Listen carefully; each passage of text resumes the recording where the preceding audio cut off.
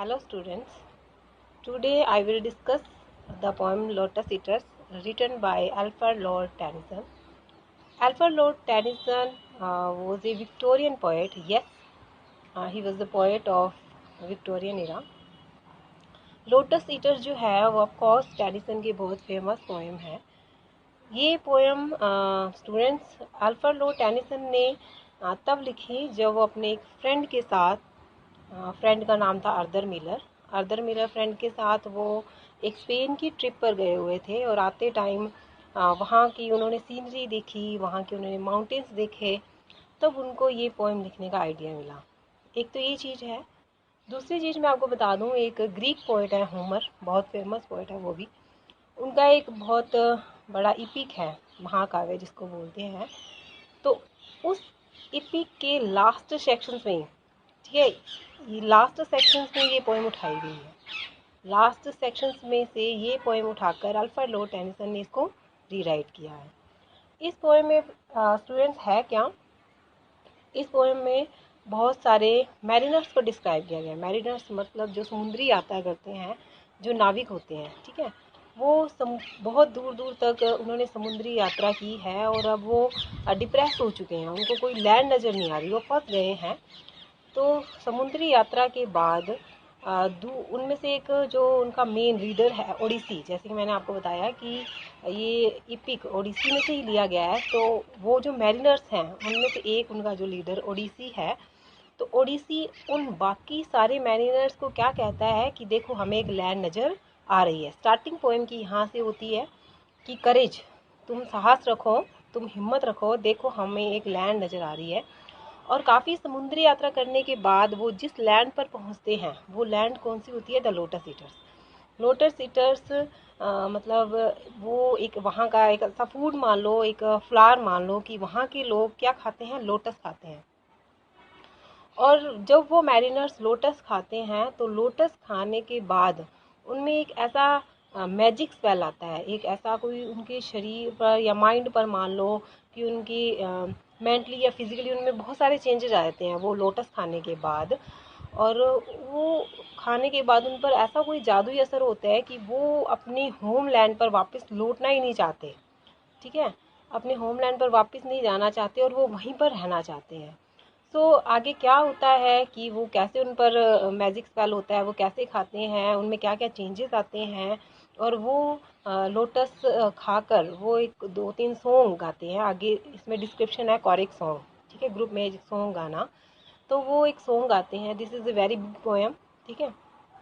तो ये बहुत लंबी पोएम है, 2-3 सेक्शन में ये डिवाइड करके। Look students, this is the first stanza of the poem lotus eaters. Alfred Lord Tennyson बहुत इजी लैंग्वेज का यूज़ करते हैं। उनकी पोएम को समझना is not a tough task, कोई मुश्किल काम नहीं है। बहुत सिंपल लैंग्वेज में उन्होंने इस पोएम को डिस्क्राइब किया है। तो जैसे कि मैंने आपको बताया कि मैरिनर्स का एक ग्रुप था, उसमें से एक बंदा जो उनका मेन है ओडिसी, वो जब समुद्री यात्रा में फंस जाते हैं, कोई लैंड नज़र नहीं आती है उनको, तो वो उनको दूर एक लैंड दिखाई देती है। तो उनमें से वो जो फर्स्ट है वो क्या कहता है? करेज, मतलब हिम्मत रखो। ही वो सेइंग टू हिज फ्रेंड्स कि यू शुड हैव करेज, कि आपको करेज रखना चाहिए, हिम्मत रखनी चाहिए। ही सैड, उसने कहा, ओडिसी, ठीक है, ओडिसी ने कहा, and pointed toward the land, और एक लैंड की तरफ उसने पॉइंट किया, इशारा किया। दिस माउंटिंग वेव, वो समुद्र में है, माउंटिंग मतलब उभरती हुई, उठती हुई, वेव मतलब लहर, विल रोल अस शोरवार्ड सून, शोरवार्ड का मतलब किनारे तक, ठीक है, कि ये जो उठती हुई समुद्र में लहर है ये जल्दी ही हमें किनारे तक पहुंचा देगी, इसलिए तुम हिम्मत रखो। इन द आफ्टरनून, और दोपहर को क्या हुआ? In the afternoon they came unto a land, कि दोपहर को वो एक लैंड में आए, एक लैंड पर पहुंचे। In which it seemed always afternoon, तो ये ऐसा लगता था कि इस लैंड में हमेशा दिन ही रहता है, ऑलवेज हमेशा आफ्टरनून ही रहती है, कभी रात होती नहीं, ठीक है, दिन ही रहता है। ऑल राउंड द कोस्ट, और उस किनारे की चारों तरफ, द लैंग्वेड एयर मतलब लीजी, आलसी हवा, ठीक है, ऐसे सुस्ती वाली हवा चल रही थी। डिड सून मतलब चल रही थी, सून का मतलब ऐसे फूलना होता है, यहाँ पर है कि हवा चल रही थी।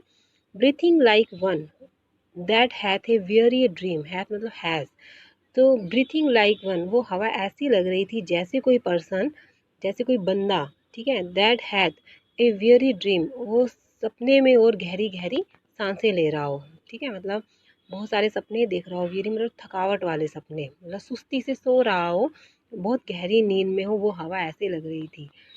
Full faced above the valley, और उस घाटी के ऊपर फुल फेस चंद्रमा जो था वो पूरे फेस में था, पूरा चंद्रमा था। And like a downward smoke the slender stream along the cliff to fall and pause and fall did seem. And like a downward smoke होता है कि जो झरना है, स्लेंडर मतलब सॉफ्ट, ठीक है, मतलब जो झरना है वो ऐसे बह रहा था जैसे कोई धुआं नीचे की तरफ बह रहा है। मतलब यहाँ पर क्या किया है उसने, स्ट्रीम को नीचे की तरफ जो धुआं है, ठीक है, उससे कंपैरिजन किया है। सिमिली और मेटाफर का नाम आपने सुना होगा। मेटाफर में और सिमिली में क्या फ़र्क है? मेटाफर में एक चीज़ को दूसरी चीज़ से कंपैरिजन करते हैं, ठीक है, और सिमिली में भी कंपैरिजन करते हैं लेकिन एज और लाइक वर्ड का यूज़ करके। जैसे is look she looks like as an angel, ठीक है, तो इसमें शी को एंजल से कंपेयर किया है लेकिन यहाँ पर सिमिली है। तो मेटाफर में भी कंपैरिजन होता है लेकिन वहाँ पर एज और लाइक वर्ड्स का यूज़ नहीं होता। तो यहाँ पर अल्फ्रेड लॉर्ड टेनिसन ने एक झरने को क्या बताया कि डाउनवर्ड स्मोक, जैसे झरना ऐसे लग रहा है जैसे कि नीचे की तरफ बहता हुआ कोई धुआं हो, और अलोंग द क्लिफ, और चट्टान के साथ, और ऐसे लग रहा है टू फॉल, मतलब कि उस चट्टान के साथ वो झरना ऐसे लग रहा है कि पहले कभी गिर रहा है एंड पोज, और फिर रुक रहा है एंड फोल्ड इट सेम, और फिर गिर रहा है, ठीक है। तो ये यहाँ पर ये फर्स्ट स्टांजा है।